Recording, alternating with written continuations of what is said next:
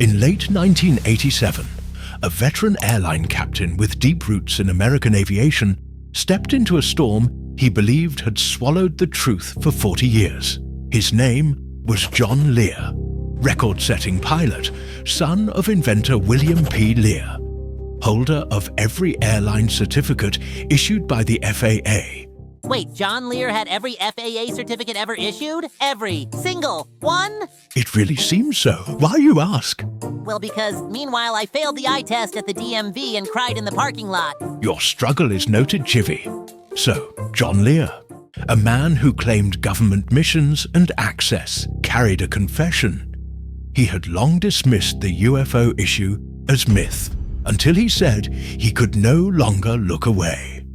The document he released, the statement you are about to hear, paints a sweeping, controversial picture. Recoveries, meetings, secret committees, underground bases, and a bargain that he believed had turned into a catastrophe. This is John Lear's narrative of the horrible truth and the grand deception.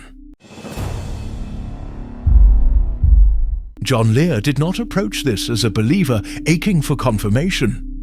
By his own account, he was skeptical, dismissive even, until a conversation with US Air Force personnel about a remarkable landing near an English base opened a crack he couldn't close. As he tells it, curiosity became conviction. Conviction became alarm. In December 1987, he wrote, "The government of the United States continues to rely on your personal and professional gullibility."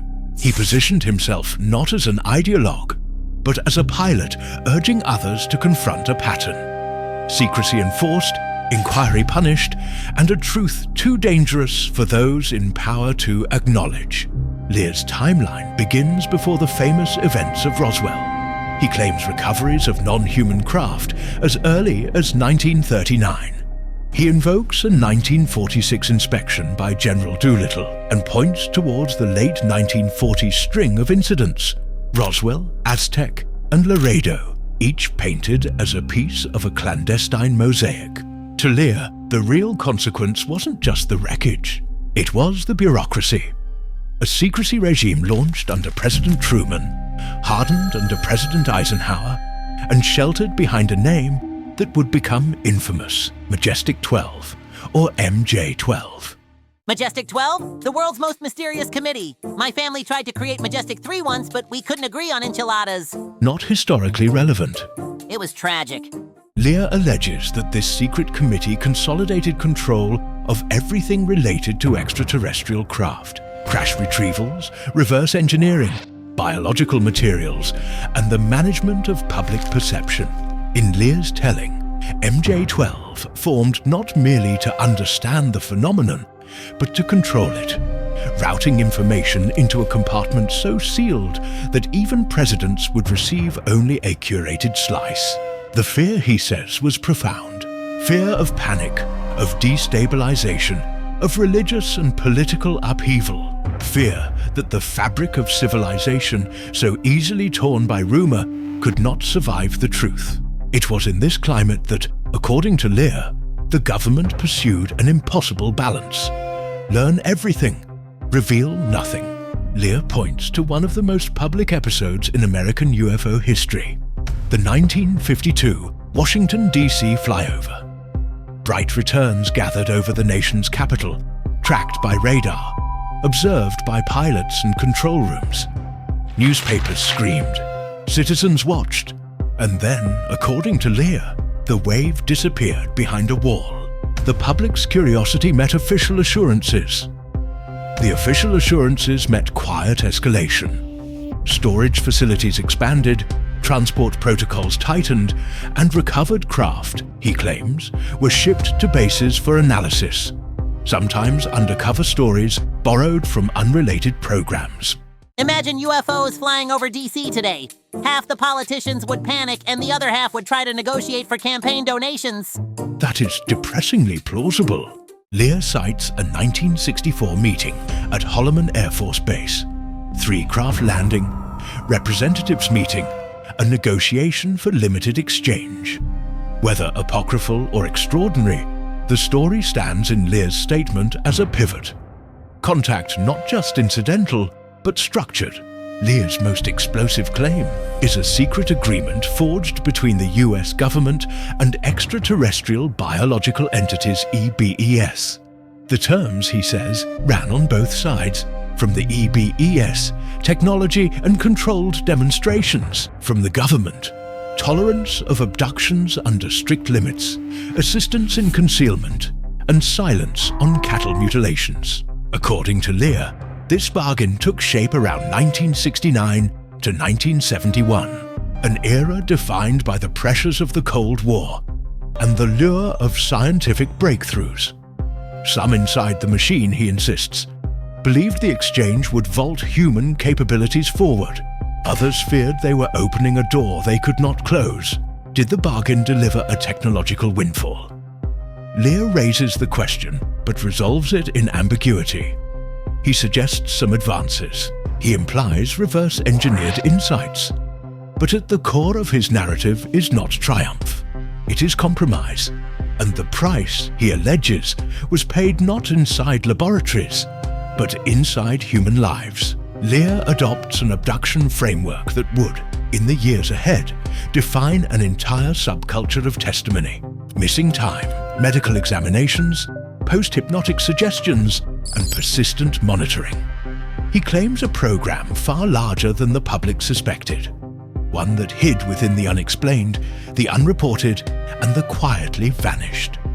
According to Lear, implanted devices tracked and influenced, memories were masked, and a cross-generational study unfolded inside families.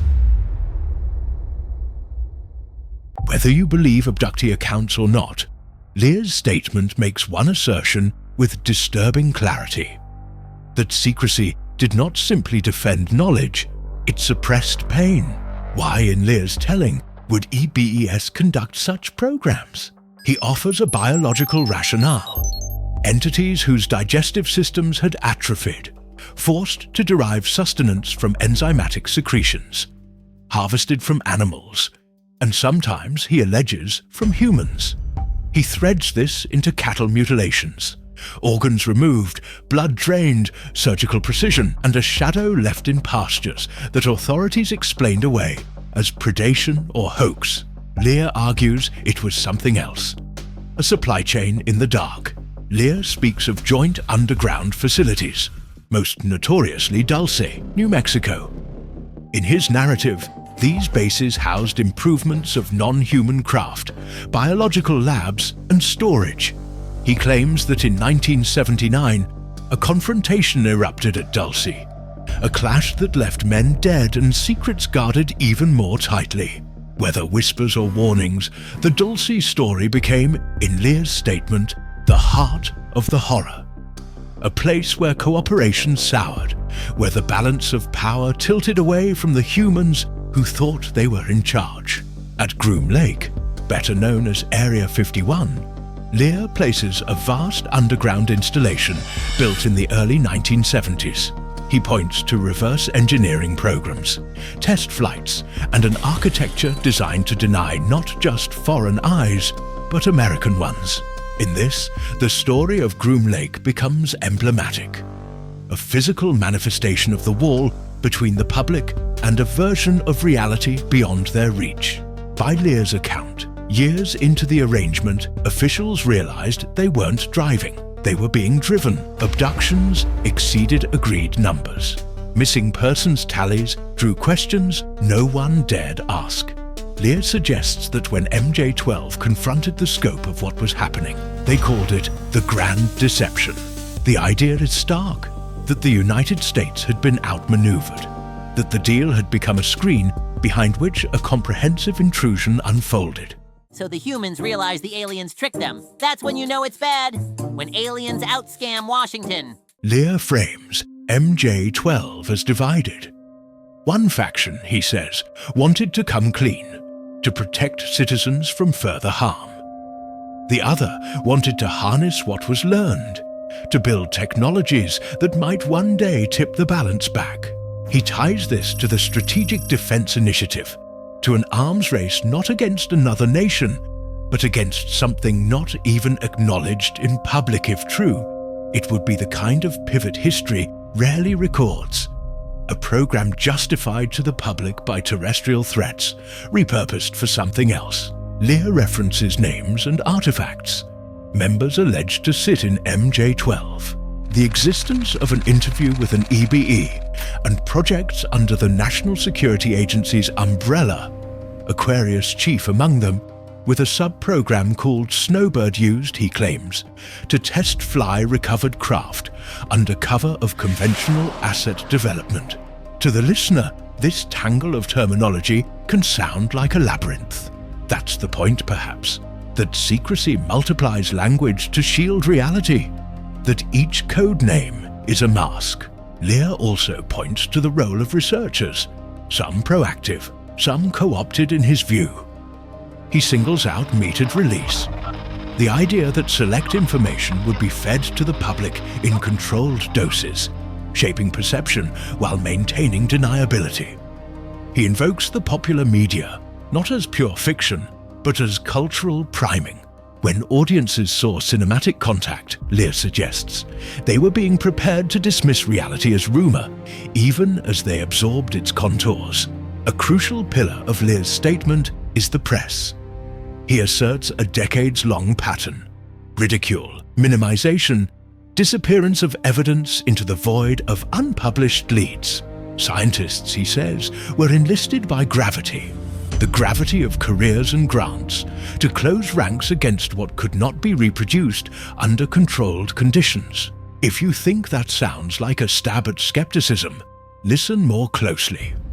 Lear's critique is about incentives. In a world where extraordinary claims can destroy reputations, silence becomes a rational choice. And yet, he says, the sightings continued. In places like Wytheville, Virginia, where 1987 reports cascaded into a localized wave, the story became familiar. Official disinterest, local curiosity, and the slow disintegration of event memory under the weight of normal life.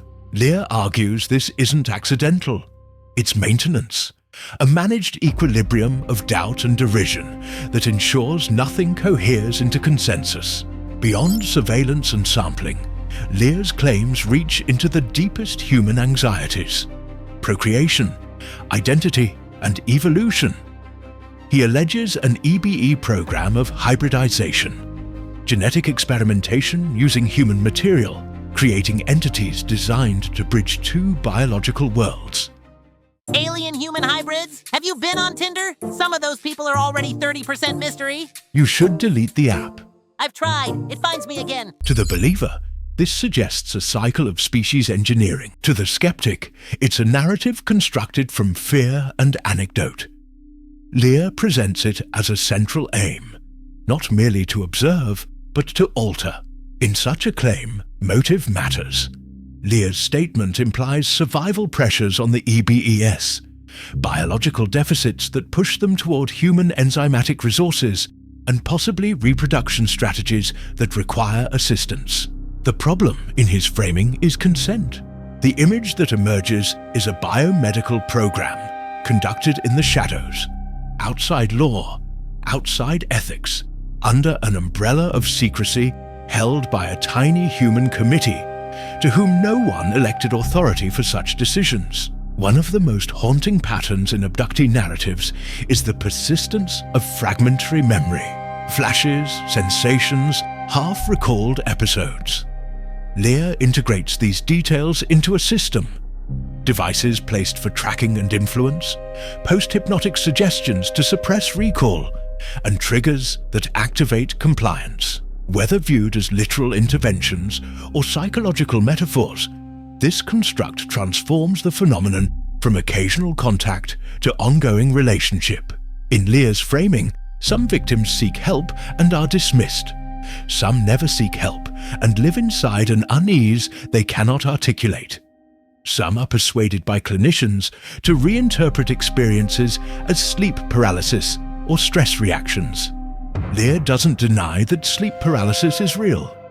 He argues that the explanation has become a refuge, a way to preserve normalcy in the face of abnormal reports. Security in Lear's statement is not just about classification. It is about enforcement. He alleges a web of intimidation, careers destroyed, researchers discredited, witnesses silenced. The mechanisms, he implies, are mundane: audits, lost clearances, anonymous threats. But their effect is profound. Keep quiet, or lose everything. Whether this is true or not, the narrative slots into a long tradition of whistleblower cautionary tales. It demands a question. How would you manage a truth you believed could destabilize society? In the military context, Lear suggests the calculus is brutal. Mission first, secrecy second. Truth, if it must be somewhere, can exist behind layers of necessity. He claims that even those with need to know sometimes only have need to believe. Fragments, rumors, half confirmations, enough to do a job without ever glimpsing the whole. Lear ties the strategic imagination of the 1980s, missile defense, space-based sensors, to a deeper argument. Build weapons not just for terrestrial adversaries, but for something else. To accept this is to accept a hidden driver behind high-tech military programs. To reject it is to see the link as opportunistic, conspiratorial.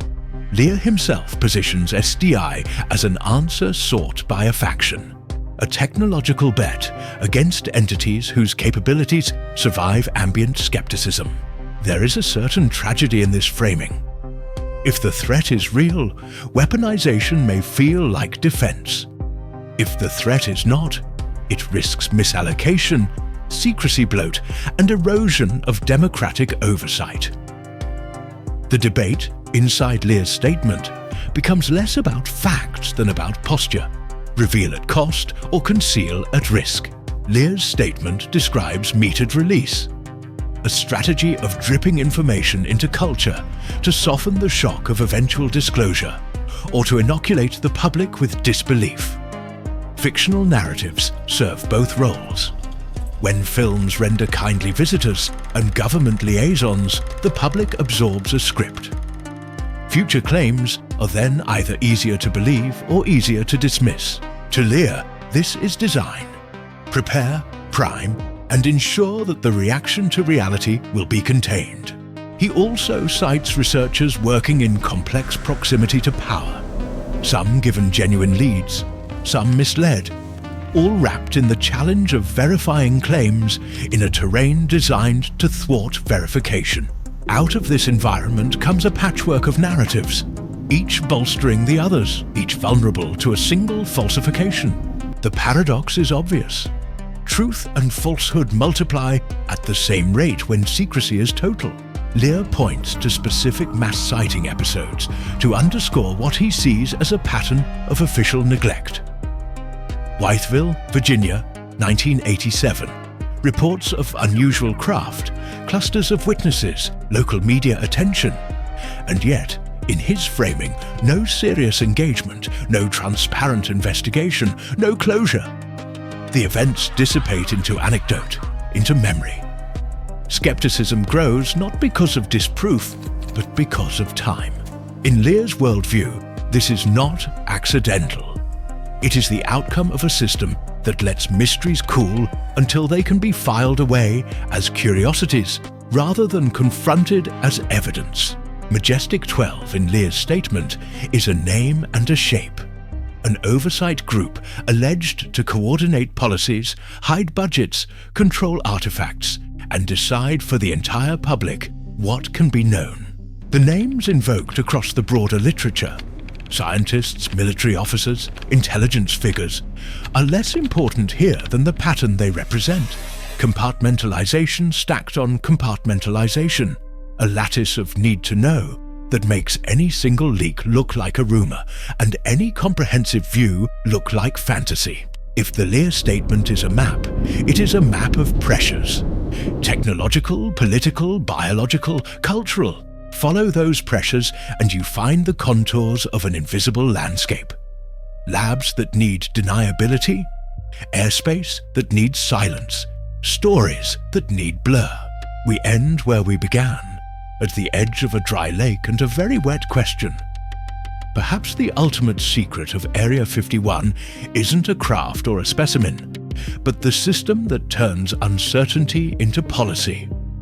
Whether you see that as prudent, perilous, or both, depends on what you think we can handle and on who gets to decide. If you enjoyed this episode, please subscribe to the channel. Your subscription really helps the show grow and lets us keep diving into the mysteries you care about. Hit the like button if this was valuable, and share it with someone who loves a good rabbit hole. Got a topic you want us to explore next? A book, a declassified file, a whistleblower story, or a specific Area 51 angle? Drop it in the comments. We read everything, and the next episode might be the one you request. Turn on notifications so you don't miss new uploads, and thanks again for being part of this community. See you in the next deep dive. Any final words for our viewers, Chivy? After everything we talked about, crashes, abductions, conspiracies, what do you think the truth is, Sage Teller? Classified.